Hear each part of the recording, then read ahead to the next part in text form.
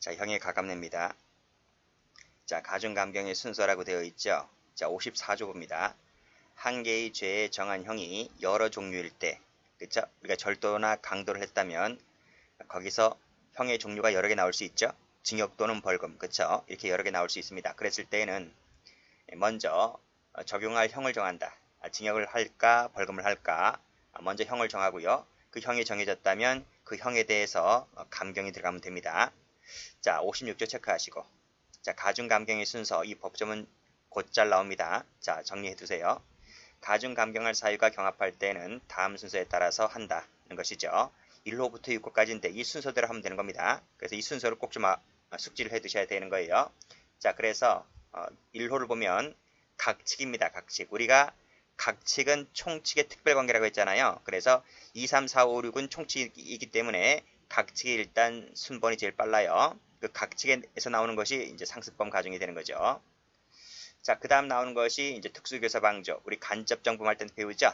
그 다음 누범, 그 다음 법률상 감경입니다. 그 다음 경합범 가중이고, 그 다음 마지막에 장량감경이라고 하는 정상참작 감경이 있어요. 그래서 각특, 누법경작입니다. 각특, 누법경작. 이 순서대로 꼭 좀 알아두시고 이 순서대로 판례가 나옵니다. 다음 페이지 한번 볼까요? 자, 다음 페이지 한번 보시면 자, 법률상 감경 사유가 있을 때는 장량감경보다 우선입니까? 미칩니까? 법률상 감경이 몇 번이지? 여기 4번이잖아, 4번. 그쵸? 4번이고 장량감경은요, 6번이란 말입니다. 지금 순번이 4번이 빠르죠? 그래서 법률상 감경 사유가 있을 때는 정상참작감경이라고 하는 장량감경 6번보다 우선한다는 거예요. 그래서 여기 장량감경이 뭐라고요? 정상참작감경이라고요. 그래서 우선시한다는 거예요. 자, 할 것이고 장량감경은 법률상 감경을 다 하고도 가장 마지막에 할 때 하는 것이다. 이런 얘기입니다. 그 판례고, 자, 또 보시게 되면 여기 법률상 감경한 후에 마지막에 경합범 가중을 한다는 것입니다. 여기죠. 법률상 감경은 4번이고 경합범 가중은 5번이기 때문에 4번이 5번보다 빠르잖아요. 그래서 판례 다시 한번 보시게 되면 법률상 감경을 먼저 한다 하고 이게 끝나면 이제 경합범 가중을 한다는 것이 또 판례입니다. 이 판례들은 뭐예요? 법조문을 확인해주고 있는 것이죠. 자, 문제 한번 풀어볼까요? 자, 이 문제는 아주 옛날에 법원행정고시에 나온 것인데 한번 풀어보겠습니다. 이렇게까지는 안 나오겠지만 뭐 연습삼아 한번 풀어보는 것뿐이에요. 자, 심신미약자 갑은 절도죄로 1년 6개월의 선고를 받고 복역을 하였다. 출소했습니다. 출소한 지 6개월 만에 또다시 강도짓을 했습니다. 후회해서 자수했다. 법률상 허용되는 감경 면제 사유가 있을 때 모두 한다고 했을 때 갑에 대한 처자형의 범위를 정하라. 이런 얘기입니다. 자, 이 법조문을 숙지를 해야 돼요. 법조문 숙지가 안 되면 이거 못 풉니다. 일단은 각특 누법경작을 했잖아요. 그쵸? 그러면 보세요. 이 사실관계를 쭉 읽어봤을 때 일단 상습법은 아니잖아요. 그러니까 1번은 적용될 여지가 없는 것입니다. 특수교사 방조도 아니죠? 적용되지 않습니다. 자, 세 번째가 누범인데요. 이 누범 사유가 됩니까? 안 됩니까? 출소한 지 6개월 만에 강도를 했다 했습니다. 우리 누범 안 배웠지만 35조 가보면 형 집행 종료 후 3년 내에 재범을 했을 때 징역 금고 이상의 재범을 했을 때 누범 사유가 되는 거잖아요. 그렇죠? 그러니까 6개월만 했기 때문에 이건 누범 사유가 될 수가 있습니다. 그래서 일단 이 친구에게는 누범 가중을 하게 되는 거죠. 누범 가중은 어떻게 되는 겁니까? 나중에 배우겠지만 장기하고 단기가 있는데 장기의 2배까지 가중하게끔 되어 있고요. 단기에는 가중 사유가 아닙니다. 형법상. 그래서 장기 2배까지만 가중해주면 되는 거예요. 자, 이 누범 가중이 끝났다면 그 다음에 뭘 합니까? 이 법률상 감경 사유가 있는 걸 봐야 될까요? 법률상 감경 사유가 있습니까? 없습니까? 있어요? 없어요? 여기 있잖아. 심신미약자. 그리고 자수했다는 거예요. 그래서 여기서는 심신미약자라고 하는 점, 그 다음에 자수했다는 점을 고려해서 법률상 감경을 해주면 됩니다. 그래서 이 법률상 감경은 거듭 가능합니다. 사유가 있을 때마다 다 해주면 되는 거예요. 그게 어디 나와 있습니까? 여기 나와 있잖아요. 여기 보시면 감경의 정도라고 해서 법률상 감경 내에 준한다고 했는데 장량 감경은 거듭 감경이 안 된다 그랬습니다. 왜냐하면 이건 한 번밖에 안 된다 그랬어요. 전 시간에 배웠죠? 한 번밖에 안 됩니다. 한 번밖에 안 되기 때문에 거듭 감경은 안 되지만 법률상 감경 같은 경우에는 거듭 감경이 가능해요. 거듭 감경이 가능해요. 이거 나와 있나? 가능합니다. 그게 판례예요. 자, 그러면 여기서 보시게 되면요. 여기 나와 있네. 그렇죠? 법조문에 나와 있네. 법률상 감경 사유가 있을 때는 거듭 감경할 수 있다. 그래서 여기를 가보시게 되면 지금 이 사안에서는 심신미약자이고 자수를 했다고 했잖아요. 그러면 심신미약에서 2분의 1 깎아지고 자수에서 또 2분의 1 깎아지면 되는 거예요. 그래서 이것은 거듭 감경이 가능한 거예요. 자, 그렇게 푸시고 그 다음에 경합범 가중 여기 넘죠? 여기 넘기니까 이건 적용될 여지가 없는 것이고 마지막으로 이제 판사가 해주는 것이 정상 참작 감경이 가능하기 때문에 여기서 또 2분의 1 감경이 들어가는 겁니다. 아시겠죠? 이렇게 해서 풀어보시면 돼요.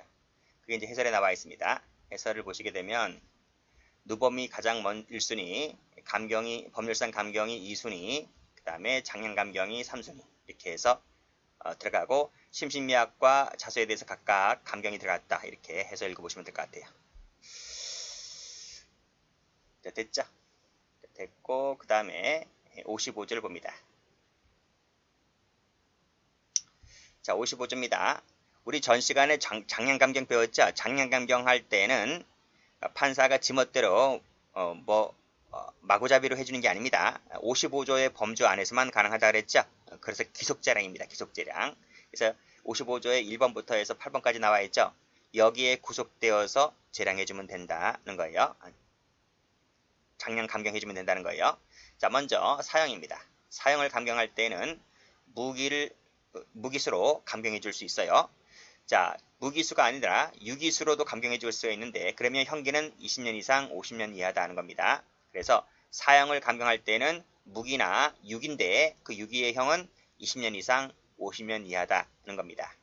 자, 무기를 감경할 때는요. 무기를 감경할 때는 10년 이상 50년 이하로 감경이 됩니다. 자, 그래서 사형하고는 거의 똑같은데요. 50년 상한은 똑같지만 사형은 20년이고 무기는 10년입니다. 10년. 그래서 이 단기에서 차이가 있다는 거예요. 다음, 자, 유기를 감경할 때는요. 유기를 감경할 때는 그 형기의 2분의 1이라 했는데 이 형기의 의미가 뭘까요? 형기의 의미가 자, 뒤에 나올 거예요. 여기 유기징역을 감경할 때는 분명 형기의 2분의 1을 감경한다 그랬잖아요. 형기라고 하는 것은 장기와 단기를 모두 2분의 1로 한다는 뜻입니다. 그래서 여기서 이 형기라는 말의 의미는 장기만을 말하는 게 아니라 장기는 물론이고 단기까지 장단기 모두 2분의 1 깎아준다 이런 말이 됐어요? 됐습니다. 따라서 그 밑에 보시게 되면 두 가지 다 깎아야지 장기도 깎고 단기도 깎아야 되는데 두 개 모두를 깎아야 되는 겁니다. 모두 다 깎아야 되는데 어느 하나만을 깎고 어느 하나만을 깎지 않았다는 것은 안 되는 거예요. 아시겠죠? 그건 안 된다. 이거 이렇게 누군 해주고 누군 안 해주고 하면 이것은 죄형법정주의 위반이다 이 뜻입니다.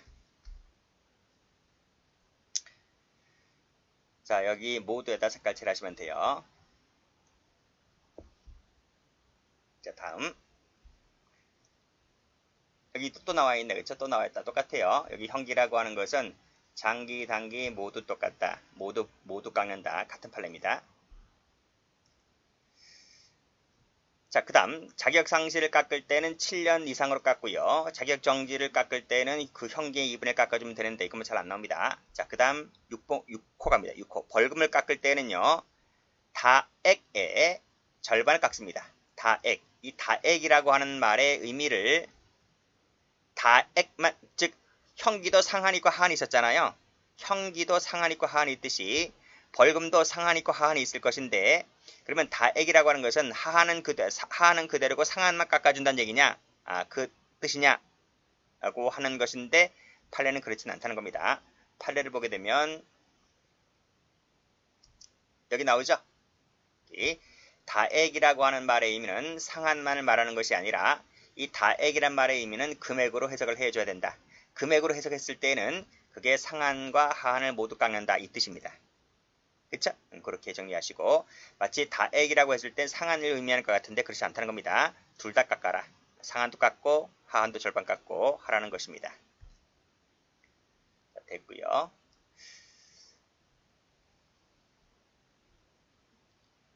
뭐 나머지는 똑같죠? 여기 똑같은 게 아니고 뭐 구류 괄호 나와 있는데 이건 별로 의미가 없어요. 판례 있는 곳에 문제가 있습니다. 그래서 요 3호와 6호는 3호와 6호는 체크를 하셔야 돼요. 요 두 가지는 판례가 있기 때문에 반드시 숙지를 해둬야 된다. 이겁니다. 됐고 그리고 아까 말씀드렸듯이 법률상 감경 사유는 거듭 감경이 가능하다고 말씀드렸습니다. 자, 또 보죠. 자, 여기 보시면 의무적 감경 사유가 존재가 인정되고 법관이 그에 따라 징역형에 대한 법률상 감경할 때는 법률상 감경 아까 말씀드렸죠? 상한 하한 모두 깎아준다는 그 뜻입니다. 그런 얘기입니다.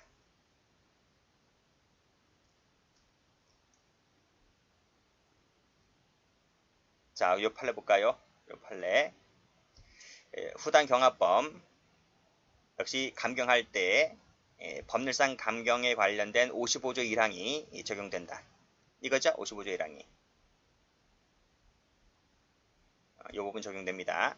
1번부터 8번까지 적용됩니다. 적용되어서 유기징역을 깎을 때는 형기의 2분의 1을 깎는다 그랬지? 여기 있잖아. 형기의 2분의 1을 깎는다고. 여기 유기징역을 깎을 때는 형기의 2분의 1을 깎는다고요. 형기의 2분의 1 절반 깎으면 되는 거지. 그 절반 밑으로 못 깎습니다. 그렇죠? 그래서 그 마지막 보시게 되면 2분의 1만 깎으면 되는 거지 미만으로는 못 깎아요. 아시겠어요? 재형법칙 위반이 되는 것이기 때문에 이거 19년도 경감부 시험 문제입니다. 경감부. 됐고 자, 그 다음 자, 요 판례가 중요한데 요 두 번째도 많이 나와 있죠. 세 번째도 많이 출제가 됐고요. 요 1번하고 첫 번째와 두 번째를 묶어보세요. 묶었어요? 이건 한 개의 죄입니다. 일죄와 관련된 판례이고요. 요 세 번째 판례는 38조 1항 3호라 했는데 요 3호는 이제 일죄가 아니라 수죄입니다. 수죄. 실체적 경합범입니다. 실체적 경합범. 수죄야 수죄. 자, 하나의 죄에 대해서 징역과 벌금을 병과할 때 그쵸? 뭐 예를 들면 절도가 있다고 한다면 절도죄에 징역과 벌금이 있잖아요. 병과를 하잖아요. 그랬을 때는 이것이 한 개의 죄이기 때문에 징역과 벌금을 깎으려면 다 깎는 것이지 누군 깎고 누군 깎지 않으면 안 됩니다. 그걸 얘기하고 있는 겁니다. 징역형만 깎아주고 벌금형은 깎지 않으면 그건 위법이라는 거야. 깎으면 다 깎지 누군 깎아주고 누군 깎아주지 않는 것은 안 된다. 이것도 똑같아요. 징역과 벌금을 병과할 때 이게 똑같이 일죄입니다. 일죄는 징역형만 깎아주고 벌금은 깎지 않으면 위법이다. 라고 하는 것입니다. 그래서 밑에 세 번째 판례 여기 화살표에 되어 있잖아요. 96도 3466이 여기죠.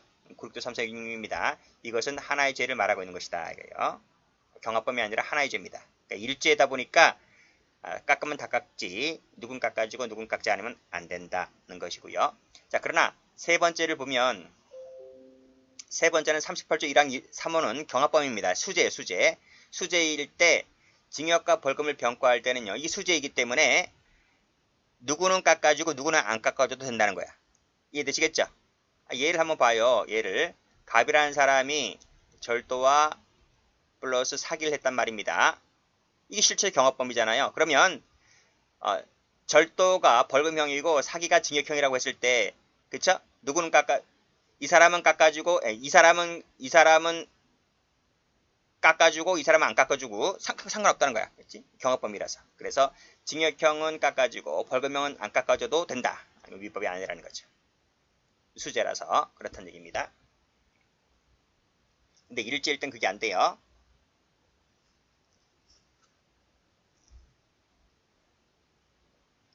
자, 양형의 조건입니다. 자, 형을 정함에 있어서는 다음 사항을 참작해야 된다 그랬어요. 이 형이라고 했을 때 우리 뒤에서 뭐 실형 있죠, 실형. 실형을 때릴 때나 또는 뭐 선고유예를 때릴 때 집행유예를 때릴 때 전부 다 이 51조를 참작하게끔 되어 있습니다. 그래서 선고유예 집행유예 찾아보시면 51조가 적시되어 있을 거예요. 자, 1번부터 4번까지인데 요게 뭐 옛날에 그 고시 문제에서 요 1번부터 4번까지가 나온 적이 있습니다. 근데 뭐 고시니까 뭐 그렇다 치더라도 뭐 경찰 시험에서까지 이런 것까지 자세히 물어보진 않을 것 같은데 그래도 한번 읽어는 두세요. 어떤 것이 있는가 볼까요? 연령, 그쵸? 나이가 많고 적음 고려합니다. 성행 고려합니다. 지능 고려합니다. 특히 사기범 같은 경우 환경 고려합니다. 불우한 환경에서 자라났는지 부유한 환경에서 자라났는지 다 고려하고요. 피해자와 어떤 관계인지도 고려합니다. 동기 당연히 고려하죠. 수단 살인했을 때 어떤 도구를 썼는가 그리고 결과 고려합니다. 기수미수 다 고려하죠. 범행 후의 정황도 고려합니다. 그렇죠. 뉘우치는 정도라든지 피해 변상 노력이라든지 이런 것들 다 고려합니다. 다시 한번 보세요. 연령, 성행, 지능, 환경, 피해자에 대한 관계, 그렇죠? 국적 안 들어갑니다. 국적이라든지 또 뭐지 종교 이런 거 안 들어갑니다. 동기, 수단, 결과, 정황들 고려한다. 자, 여기에 적시되어 있는 것들은 예시사항이다. 예시사항. 열거사항이 아니라 예시사항입니다. 이거 알아두시고요. 그리고 여기 지금 참작해야 된다라고 되어 있는데 참작해야 된다라고 되어 있는데 마치 의무적인 것 같아 보이죠? 근데 판례는 이것이 재량사항이다. 이렇게 봤습니다. 재량사항이다. 굳이 여기 9가지만 참작하겠습니까? 그 외의 것도 무지 많죠? 고려할 사항들이. 그래서 열거간이 예시적인 조항으로 판사가 취합해서 선택해서 형을 정할 때 고려하면 됩니다. 자, 그리고 여기 보시게 되면 모든 국민은 형사상 자기에게 불리한 진술을 강요당하지 않을 권리가 있다라고 해서 이 권리가 이제 진술거부권이잖아요. 진술거부권, 묵비권. 이제 헌법에 보장되어 있는데요. 따라서 진술거부권이 보장되어 있기 때문에 피의자나 피고인은 범죄 사실을 부인하고 있다 하더라도 괜찮아요. 이 헌법상의 권리이기 때문에. 따라서 단순히 부인하고 있다는 것만 갖고서는 가중사유가 되지 않습니다. 가중적 양형 조건이 아니다는 거죠. 형사법에서 배우지? 그쵸? 끊고 이게 원칙이긴 한데 그 진술 거부가 헌법상 보장된 방어권 행사의 범위를 넘어서 명백한 증거가 있어요. 있는데도 불구하고 끝끝내 거짓말해요. 끝끝내 이런 놈들 있죠. 끝끝내 진실 발견을 숨기거나 법원을 오도하려고 할 때에는 그때는 가중적 양형 조건으로 삼을 수 있다. 즉 형을 세게 때릴 수 있다. 이겁니다. 다시 한번 정리할까요? 헌법에는 모든 국민에게 진술거부권이 보장되어 있기 때문에 피의자나 피고인이 단순히 이 범죄 사실을 부인하는 것만으로는 가중할 수가 없습니다. 그렇지만 명백한 증거가 눈 시퍼렇게 떠 있음에도 불구하고 그것을 숨기기 위해서 법원을 오도하기 위하여 오도라는 게 뭐지? 그릇된 판단입니다. 그릇된 판단을 하기 위해서 이렇게 끝끝내 오리발 내미는 것은 뭐다? 가중사유가 될 수 있다. 예외적으로 가중사유가 될 수 있다는 부분 이렇게 원칙과 예외로 나눠보시면 되겠습니다. 여기까지입니다.